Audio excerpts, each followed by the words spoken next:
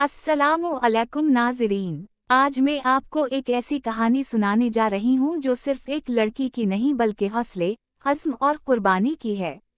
ये कहानी है मलाला यूसुफ़ज़ई की, वो बच्ची जो स्वात की वादी से उठी और दुनिया भर में तालीम की पहचान बन गई। नाज़रीन, ये किस्सा शुरू होता है 2009 से। उस वक्त वादी स्वात में शिद्दत पसंदी का साया था। लड़कियों के स्कूल बंद कर दिए गए थे, मगर एक कम उम्र बच्ची ने अपनी डायरी में लिखना शुरू किया कि तालीम इसका हक है।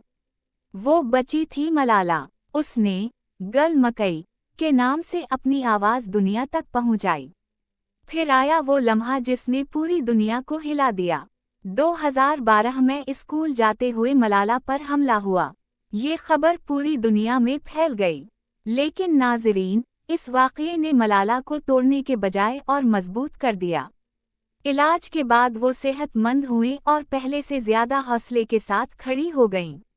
मलाला ने हिम्मत नहीं हारी, बल्कि तालीम के हक़ की जंग को आलमी सतह पर ले गईं।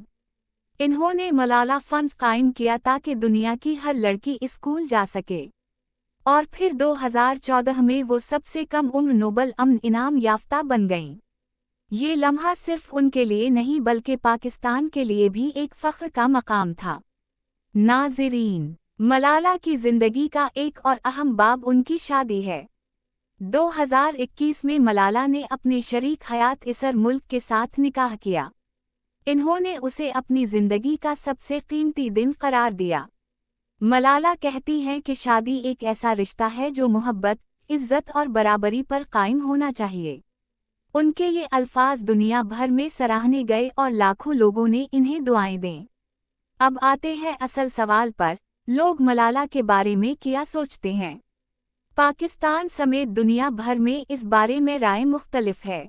कुछ लोग इन्हें बहादुरी और कुर्बानी की अलामत समझते हैं। उनके ख्याल में मलाला ने अपनी जान की परवाह किए बगैर तालीम के हक़ के लिए आवाज़ बुलंद की। वो कहते हैं कि मलाला सिर्फ पाकिस्तान की नहीं बल्कि पूरी दुनिया की बेटी है। दूसरी तरफ कुछ हल्के उन पर तनकीद भी करते हैं।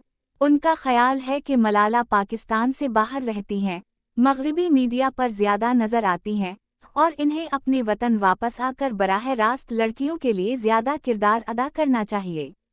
जबकि एक मुतदिल तबका कहता है कि मलाला चाहे लंदन में हो या पाकिस्तान में, उनकी आवाज़ इतनी ताकतवर है कि दुनिया के बड़े बड़े फोरम्स पर भी लड़कियों की तालीम के लिए असर डाल रही है। और ये हकीकत है कि मलाला फंड के ज़रिए लाखों लड़कियां तालीम हासिल कर रही हैं।